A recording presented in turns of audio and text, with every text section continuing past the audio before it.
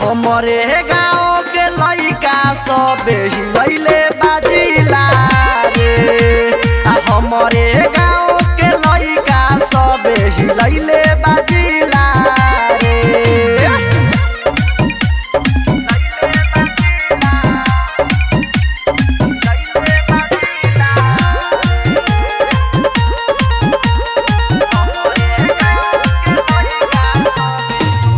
गाँव से हमारा ईठ के जे जइबे कवनो जिला में अब ईठ नाही पइबे।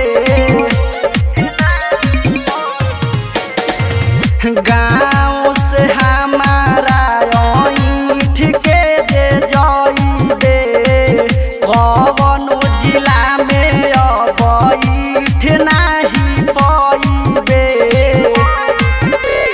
पूछली है भौजी से मरद फौजी से माजा का मिला रे। पूछली है भौजी से मरद फौजी से माजा का मिला रे। बाकी हमरे गाँव के लइका सबे हिलैले बाजिला रे।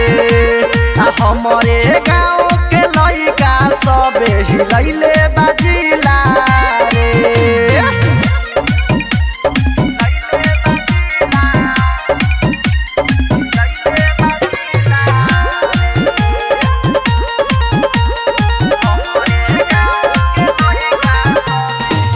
केहू ना बताई अब छिपल एहू राज के।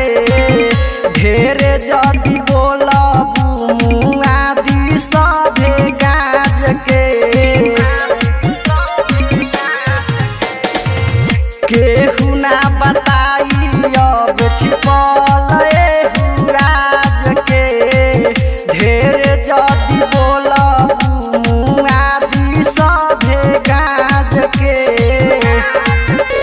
जितेंद्र जाहिर राकेश हमाही करेक्टर के ढीला रे। जितेंद्र जाहिर चंदन हमाही करेक्टर के ढीला रे। हमरे गाँव के लइका सबे